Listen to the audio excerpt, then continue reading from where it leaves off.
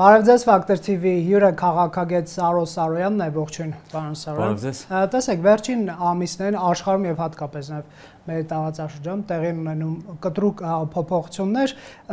Չեմ ուզում վերջին դեպքից սկսենք, ես ուզում եմ մի քիչ ավելի լայն դիտարկենք ինչ է տեղի ունենում։ Իսկ process-ները այն մասն են, հատկապես օգոստոսի 8-ից հետո, որ Հայաստանը եւ Ադրբեջանը նախաստորագրել են Խաղաղության համաձայնագրի 17 դրույթներով փաստաթուղթ եւ ընդունել են խաղաղության հռչակագիր։ Ռուսական ԱԴՑ-ի վերահսկողությամբ Զանգեզուրի միջանցքի ասես փոխարեն կա հավանականություն, որ ստեղծվի Թրամփի ուղի, որտեղ ներգրավում են Միացյալ Նահանգները։ Տեսնում ենք նաեւ, ասենք, Ռուսաստանը որոշակի пассивացում այս process-ներն այդպես հուժկու եւ ագրեսիվ հակադարձում չկա, բայց իհարկե կա նաև Հայաստանի ներքին քաղաքականությանը շատ ուշադիր հետևելու տրամաբանություն, այդ դուք ինչպես եք նկարագրում այս իրողությունը, ինչի մասին է սա։ Ճիշտն ասած, մի քանի այդեն շերտեր ես տեսա, դրա համար ես ինքս էլ հիմա չեմ կողնորոշում, որ մեկի մասին ամենակարևորից։ Չէ, ըստ էության դուք նկատի ունեք Հայաստանը այդ ամերիկա-ռուսական այդ հակամարտության կամ հակամարտության հանգուցալուծման կոնտեքստում եւ արդյոք հանգուցալուծման կոնտեքստում դե ընդհանուր կոնտեքստը աշխարհաքաղաքական այսօր ընթանում է հենց այդ ռակուրսով եւ Թրամփի ողջ ջանքերը ուղղված են որպեսզի ի վերջո ուրեմն Ռուսաստանին բերեն այնպիսի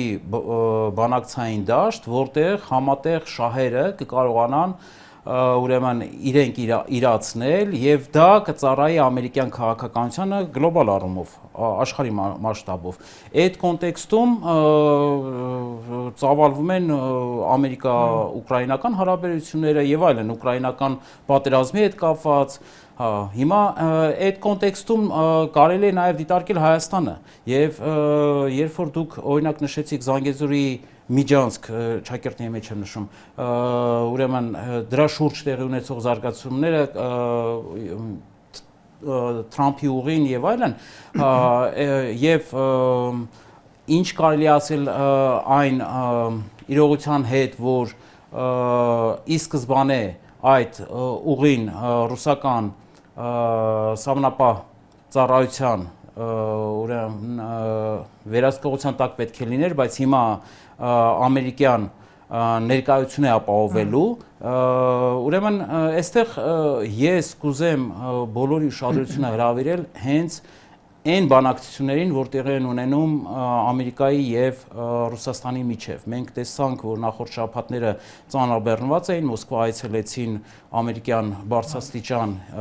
պաշտոնյաներ, Ջարեդ Քուշները, այո, Թրամփի, այո, ուղղակի բանագնացներն էին եւ այդ բանակցությունները ինչ որ առումով կուլիսների ետևում էին եւ ամբողջ պատկերը հնարավոր չէր, բայց խոսել, որ դա միայն վերաբերում է ուկրաինական պատերազմին, կարիք չկա։ Ես ուզում եմ ասել, որ այստեղ իհարկե երբևէ կարելի է կանխատեսել, որ հնարավոր են նաև այնպիսի զարգացումներ, որտեղ որ ռուսական կողմը ընդհանուր համաձայնությունների պարագայում փորձի նաև այլ շահաբաժիններ ձեռք բերել այլ տարածաշրջաններում։ Եվ այլ տարածաշրջանը կարող է վերաբերել նաև Հարավային Կովկասին եւ կարող է վերաբերել Սյունիքով անցնող ճանապարհներին։ Այսինքն գլոբալ մակարդակում է այդ առաջնային բանակցություններում է նաև այս ճանապարհի հարցը քննարկում ձեր կարծիքով։ Որովհետև Ռուսաստանի այսպես հավակնությունները շատ մեծ էին, հա, այդ ճանապարհի վրա կանգնելու եւ ադրբեջանական ռազմական ագրեսիաների Հայաստանի դեմ հետևում նաեւ ռուսական ականջներ էին ամեն դեպքում երևում, որ եթե հայկական կողմը հարկադրված լինի ընդունել ռուսական ԱԴՑ-ի ներկայություն,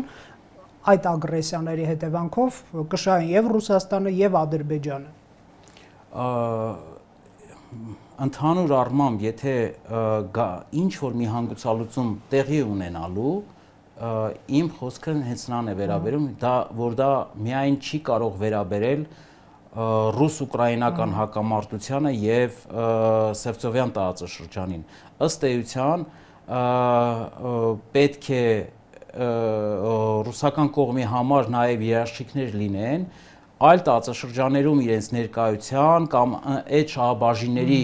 հետ կապված եւ այդ տեսանկյունից ասել որ ուրեմն Սյունիքի կոմունիկացիոն այդ հաբ լինելու հանգամանքը դեռևս պետք է քննարկվի ամերիկա-ռուսական ուրեմն շահային տիրույթում եւ այդ տեսանկյունից նոր զարգացումներ մշտապես կարելի է սպասել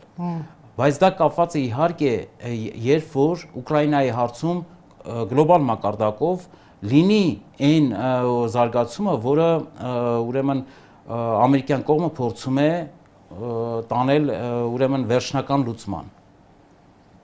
Տեսեք, ամերիկյան լայն ռազմավարությունը ձեզ ոնց է երևում այս պարագայում, մենք ականատես եղանք նաև Կենտրոնական Ասիայի երկրների ղեկավարների այցը Սպիտակ տուն եւ Թրամփի ընդունելության արժանացան։ Ամեն դեպքում միջազգային այսպես դիտորդների վերլուծությունները այն մասն են, որ Կենտրոնական Ասիա, Հարավային Կովկաս ռեգիոններ, որտեղ Ռուսաստանի ազդեցությունը անքննարկելի եւ անխոցելի էր թվում, ԱՄՆ-ն առնվազն ձեռնոց է նետում այդ տարածաշրջանում ռուսական ազդեցության, նաեւ չինական եւ Կենտրոնական Ասիայի ռեսուրսները դեպի Եվրոպա ուղղորդելու process-ում ԱՄՆ-ը փորձում է ստանալ դերակատարություն ոչ միայն կազմակերպչի իմաստով, այլև օրինակ Թրամփի ուղու մասնակից լինելով, այդ կերպ նաեւ հակազդելու ռուս-չինական այսպես տանդեմին կամ հենց Չինաստանին, ինչ եք դուք մտածում այս հարցում։ Ես մտածում եմ, որ եթե ամերիկյան կողմը հակված է ամեն գնով լուծում տալ Ռուսաստանին այդ տանդեմից կտրելու, ձեր նշած տանդեմից, ռուս-չինական տանդեմից կտրելու խնդրին ամեն գնով, այդ ամեն գինը կարա ամենտեղ վերաբերի։ Եվ այդ ամեն գին ասածը կարա վերաբերի նաև Հարավային Կովկասին եւ այդ տեսանկյունից ուրեմն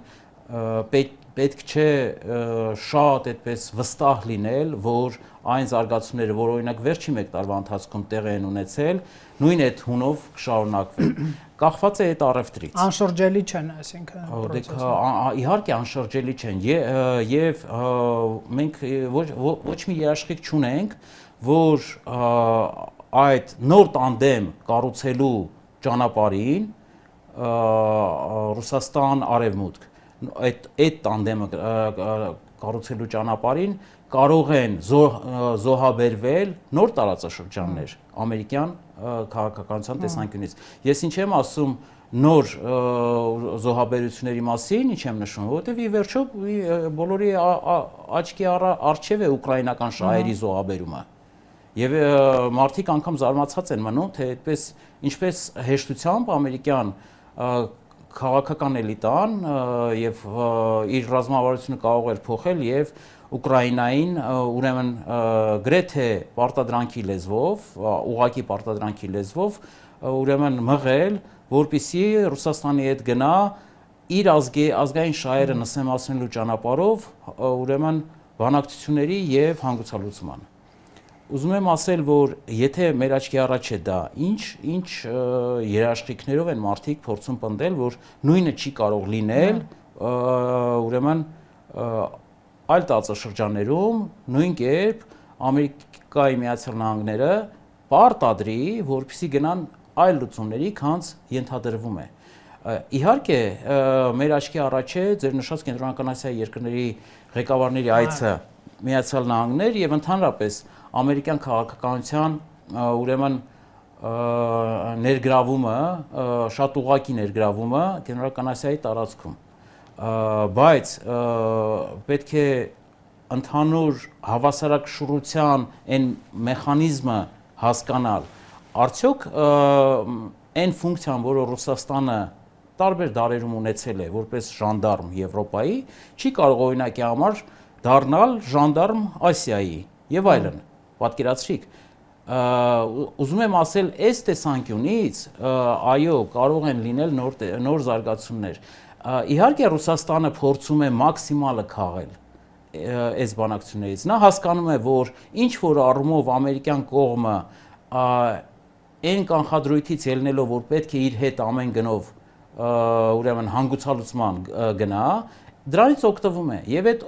օգուտների շրջանակը ինքը մաքսիմալ մեծ է դիտարկում։ Ուկրաինայի պարագայում մենք տեսնում ենք ինչքան մաքսիմալության է դա հասնում։ Այլ տարածաշրջանների պարագայում կուլիսներում ինչպես են պայմանավորվելու անհայտ է, բայց եթե ամեն գնով ամերիկյան քաղաքականությունը դրան է ուղղված, այդ ամեն գինը կարա ցանկացած տարածաշրջանում գին լինի, մանրադրամի վերածվեն տարբեր շահեր։ Իսկ Եվրոպայի դերակատարությունը ինչպես եք տեսնում, այսօր նրանք մեծացնում են ռազմականացման տեմպերը եւ պայմանագրայինից բացի նաեւ շարքային կազմի պարտադիր զորակոչի վերականգնման քննարկումներ կան, մի տեսակ խաղաղության եւ զարգացման ասես տրամաբանության մեջ ընդդարմացած Եվրոպայի համար մի քիչ բարդ է այդ խաղաղ վիճակից անցնել, չասեմ պատերազմական, բայց առնվազն պատերազմին շատ պատրաստ լինելու կարգավիճակին եւ ակնհայտ է նաեւ Եվրոպայի Միացյալ Նահանգների միջև առնվազն բանավեճը այս հարցով ամերիկյան կողմը հաճախ է անգամ եվրոպական տարբեր երկրների ներքին քաղաքական հարցեր մեկնաբանում իրենց ֆավորիտ ուժերին, այսպես ցույց տալով, նաև հասկացնելով, որ մտադիր չէ երկարաժամկետ Եվրոպային անվտանգային ռեսուրսներ տրամադրել եւ կարելի է նշել, որ աջակցելով Ուկրաինային, Եվրոպան նաև իր անվտանգությունն է ինչ որ չափով փորձում ապահովել, եթե Ուկրաինան ընկնի, ազդեցության կրողը հենց Եվրոպան է, չէ՞։ Թրամփը հաճախ է ասում, ես Եվրոպայից բաժանում եմ մի հսկայական գեղեցիկ օվկիանոսից Եվրոպային, Ռուսաստանից ոչինչ չի բաժանում։ Այո, դուք ճիշտ եք, Ուկրաինան Եվրոպայի դարպասներն է, եւ այդ դարպասները ինքը հասկանում է, որ այդ դարպասները եթե տապալվեն, արդեն Եվրոպա շատ հեշտ մուտք կգործի Ռուսաստանը եւ Արևելքը ընդհանրապես։ Բայց Եվրոպայի ներկա վիճակը ես բնութագրում եմ որպես շոկ։ Դուրս չեն գալիս դա շոկից։ Ձեր նշած այդ փաստարկները զինվելու հետ կապված եւ այլն, դրանք հենց այն նշաններն են, որ փորձում են դուրս գալ։ Այլ տարբերակ չունեն։ Այլ տարբերակը ուրեմն այսինքն մարտահրավերը ընդունված է։ Մարտահրավերը այո, ընդունված է, բայց իրենք շոկի մեջ են, քանի որ այն ռեսուրսները, որ պետք է կենտրոնացնեն դուրս գալու համար, իրենց համար շատ մեծ են, որ ենթադրելի է, որ ինչ ներգրավվածություն պետք է ապահովեն իրենք, ինչ ռեսուրսներ պետք է այդ ամեն ինչին ուղղեն, այդ ռեսուրսները նաև վերաբերում է գաղափարական եւ այլ տեսակի, ուրեմն մարդկային ռեսուրսներին եւ իրենք այդ իրենց հանրություններին բոլորովին այլ աշխարհին են սովորեցրել եւ հիմա հետ վերադարձը շատ բարդ է լինելու, շատ բարդ է լինելու, ովքեր չէին անցել բնականաբար հեշտ է, բայց ովքեր անցել էին այլ ուրեմն ռեժիմի եւ ենթադրելով, որ արևմուտքը կոմպակտ մի միավորում է, հյուսիսատլանտյան դաշինքը դա ըստ էության առաջի հերթին Եվրոպայի համար ստեղծված ուրեմն ռազմաքաղաքական միավորում է, որը անբեկանելի է եւ այլն, իր բոլոր տեսակի ուրեմն կապերով եւ նախկինում ստեղծված այդ մեխանիզմներով, բարձիկներով։ Հիմա պարզ է դարձել, որ այդ ամենը ըստ էության շատ հանգիստ կարող է հենց մոտակա մի քանի տարվա մեջ ուղղակի փլուզվել։ Եվ Եվրոպան պարզվել է, որ չունի որևէ տեսակի երաշխիքներ իր ապագայի հետ կապված։ Ես այդ տեսանկյունից եմ նաև դիտարկում օրինակ Մակրոնի այցը Չինաստան։ Այստեղ իհարկե թե Չինաստանի հետ Եվրոպայի հարաբերությունների նոր տեսակի հարաբերությունների կառուցման խնդիր կա, թե ուրեմն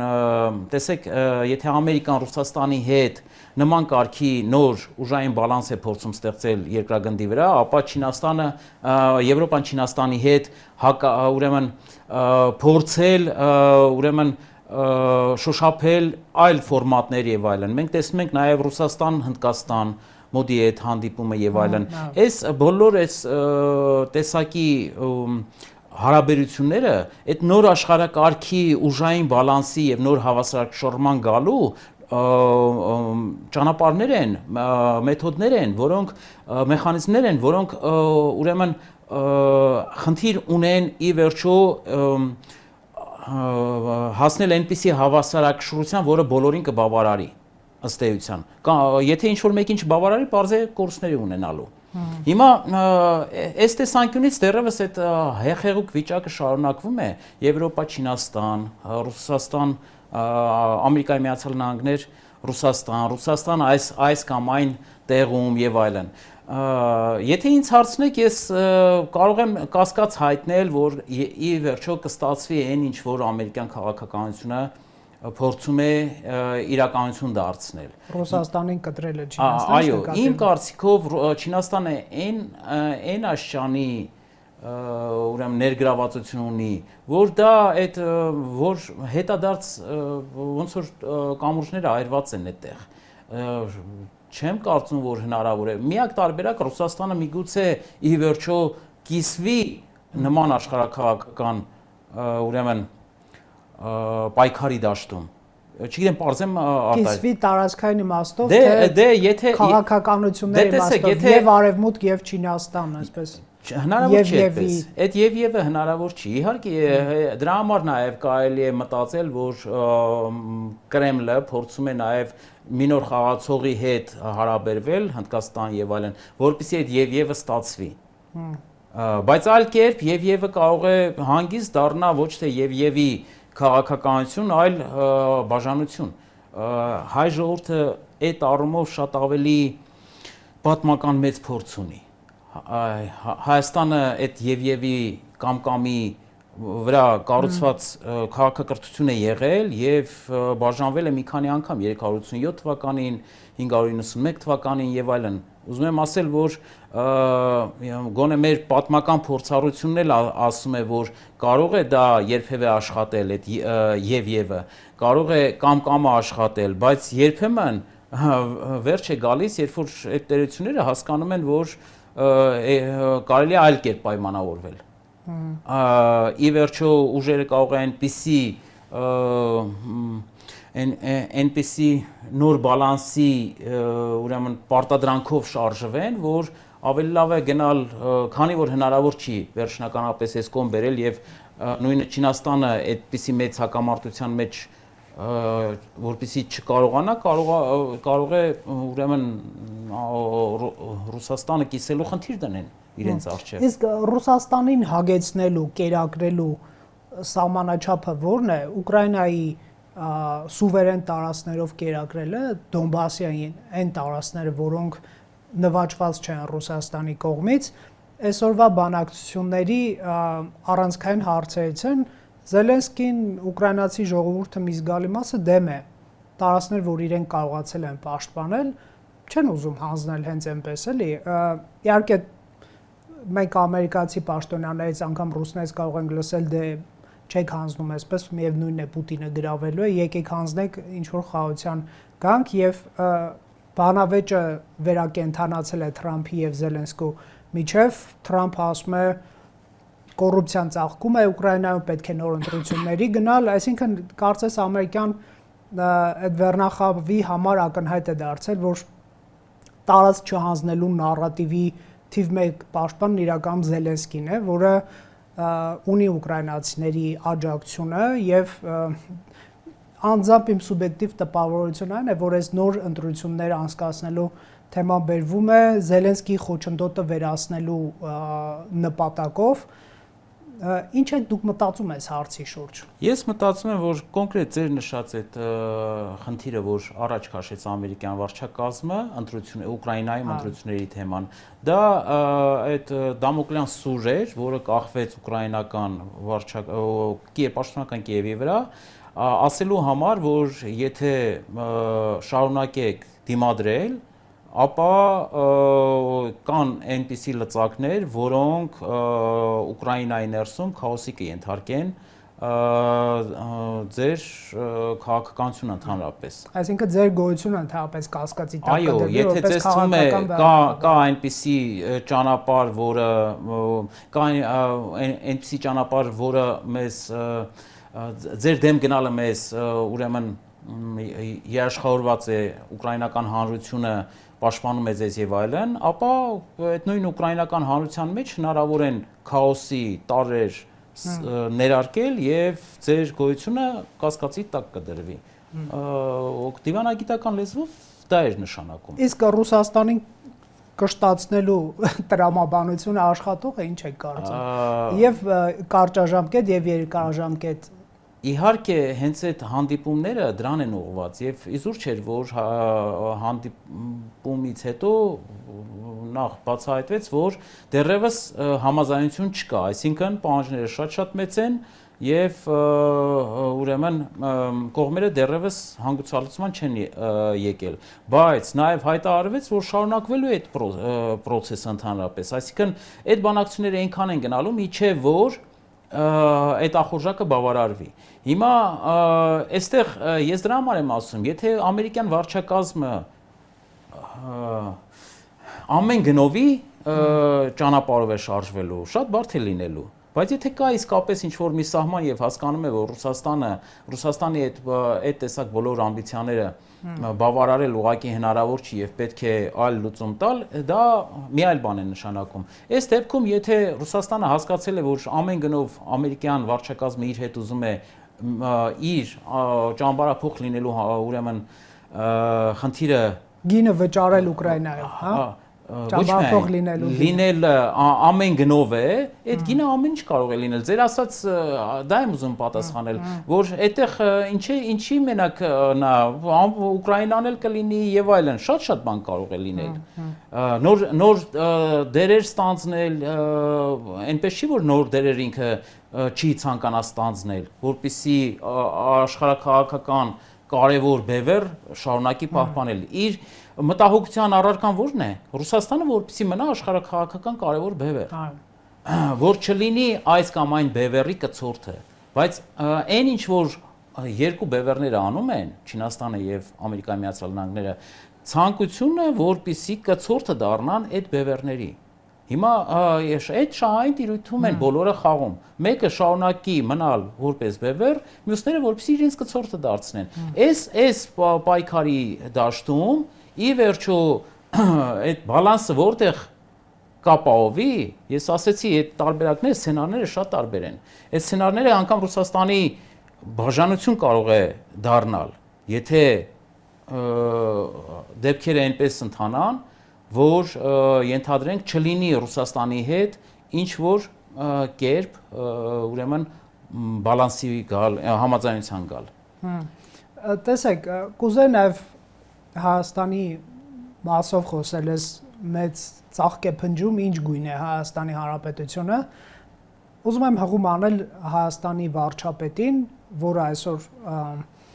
արտաքին քաղաքականություն իրականացնողն է արտգործնախարարության հետ միասին, նրանց տեսակետը հատկապես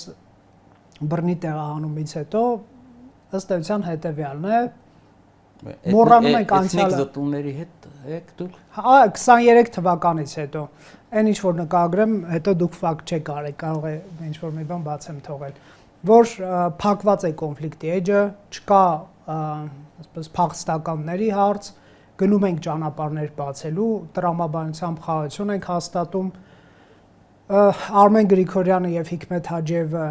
մի երկու օր առաջ Եվրանյուսին հարցազրույց են տալիս եւ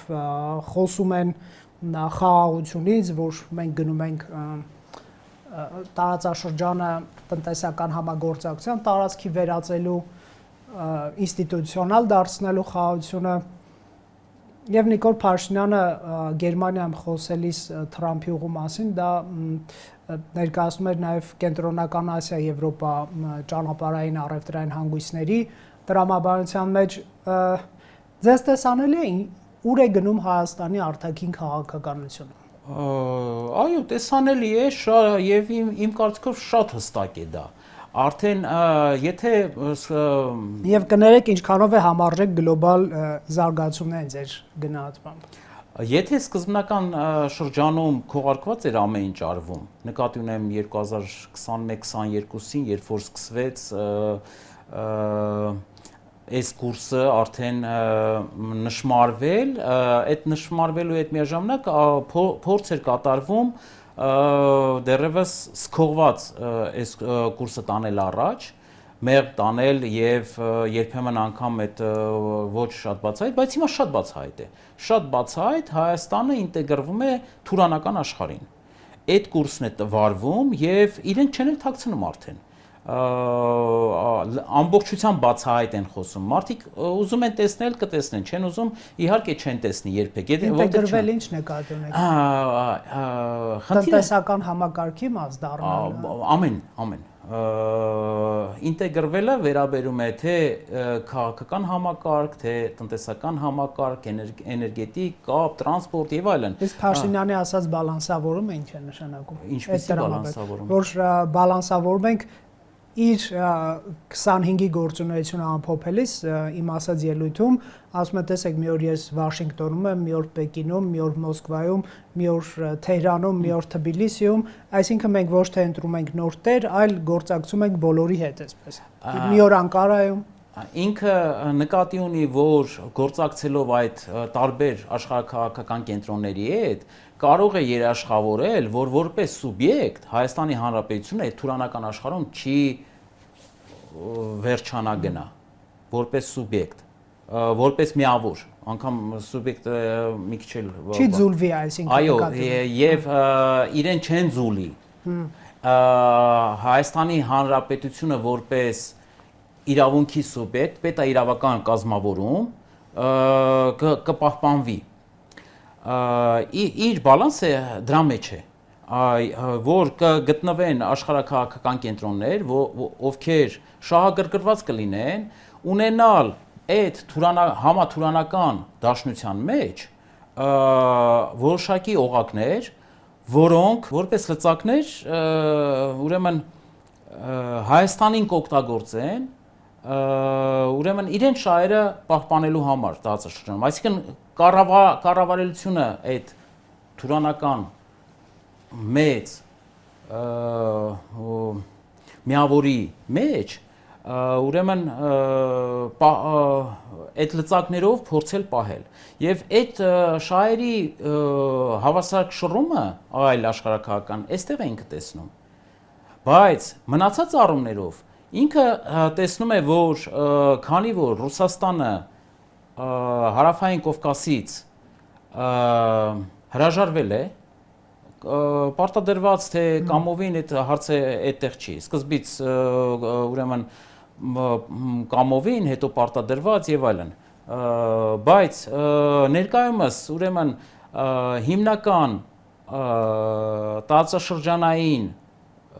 բևեռը եւ ընդհանրապես քաղաքականություն իրականացնողը Թուրքիան է,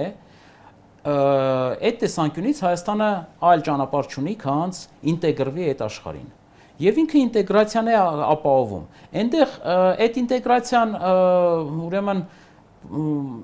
ինչ գույներով է ներկվում եւ այլն, այդ արդեն իրեն չի հետաքրքրում, որովհետեւ ինքը գտնում է, որ քանի որ այդ ընդհանուր քաղաքականության մաս է ինքը այդտեղ պետքական է։ Թե նա գտնում է, որ Հայաստանը սեպի դեր պետք է չկատարի, այսպես ասենք, թուրքական աշխարհը եւ եթե ուզում են մեր տարածքով առևտուր անեն, թողանեն։ Այդ սեպի գաղափարը մեզ մոտ չէ, դա ինքը օգտագործում է, որպեսզի հանրային ուրեմն սիմպաթիա ձեռք բերի եւ կարողանա տարբերակումը դնել, որ մյուս քաղաքականությունը դա պատերազմի քաղաքականությունն է, ձեր ասած սեպի քաղաքականությունը, իմը խաղաղության քաղաքականությունն է եւ քանի որ հանրությունը շատ այդեն զգայուն է խաղաղության հետ կապված, դա կարողանա այդ ուրեմն թուրանական աշխարհում տեղավորվելու եւ Էրդողանի այդ վարած քաղաքական կուրսի մեջ իր տեղը գտնելու համար տեղ ապահովել։ Չգիտեմ, երբ պարզ Ես հասկացա ձեր միտքը, ամփոփիչ հարց, կա ալտերնատիվ ծրագիր քաղաքական։ Միշտ կա։ Նկատի ունեմ այսօր քաղաքական առաջարկներում։ Չէ, առաջարկներում չկա։ Ես նկատի ունեմ իհարկե նման կարգի, երբ որ ներկայացնում ենք աշխարհաքաղաքական իրավիճակը եւ այլն, բոլորը միանգամից դե որ այդպես է, բա ուրեմն ճիշտը սա է եւ այլն։ Այդպես չի։ Ես ինչ որ ներկայացրեցի, շատ մեղմ ներկայացրեցի իրականում, որովհետեւ այդ ներկա վարչախմբին եւ Նիկոլ Փաշինյանին կարող է թվալ, թե այն ուրեմն այն դեմքով, որ ինքը փորձում է ներկայացնել Հայաստանը թուրանական աշխարհում, այդ դեմքը պահպանվելու է։ Բացարձակ չի պահպանվելու։ Հայկականության բոլոր տեսակի բաները ուրեմն կարճ ժամանակահատվածում ջնջվելու են։ Այն ամենը, ինչ կապված է հայկական դիմագծերի հետ, ինքնության հետ, էթնիկության հետ, պատմության հետ, արժեքային դաշտում, հոգևոր ուրեմն հիմքերում եւ այլն։ Եվ այդ փոփոխությունները, որ ինքը հիմա փորձում է անել, հենց անգամ այդ ընթացքն է ցույց տալիս, որ դրա վերջը չի էլ գալու։ Եվ ինքը ստիպված է լինելու ուրեմն կատարել բոլոր այն ցուցումները, որոնք Հայաստանի Հանրապետությունը որպես ֆորմալ իրավաքաղաքական սուբյեկտ կպահպանեն, բայց որևէ դիմագիծ նախկինից չի մնա։ Այսինքն ես եւ դու միգուցե վաղը միսօր անգամ հայերեն չխոսենք։ Ես ինձ դժվար եմ պատկերացնում։ Հա, դուք դժվար եք պատկերացնում, որովհետեւ բայց հավատացեք, որ ընդհանուր հայկականության հետ կապված ցանկացած արժեքային բան ի վերջո վերջ է գտնելու։ Այս համաթուրանական ուրեմն քաղաքականության մեջ։ Հիմա այստեղ ասել կա այլ ճանապարհ, իհարկե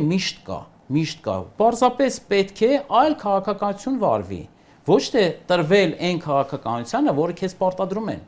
իրեն շահերից դրդված այս կամ այն կողմերը։ Հիմա այդ քաղաքականությունը, եթե պետք է երկու բառով կարելի է ուրվագծել նաև, արդյոք կան աշխարհաքաղաքական ուժեր, որոնք կողմ չեն այնպիսի մերձավոր արևելքում այնպիսի մեծ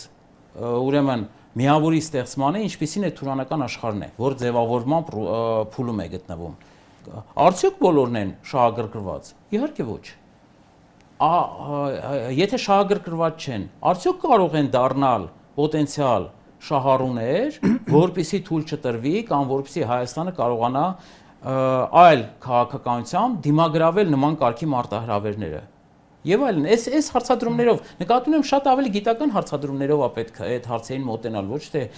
սիմպաթիաներով եւ այլն։ Շնորհակալ եմ զրույցի համար։ Factor TV-ում հյուրընկալել ենք Սարո Սարոյանին։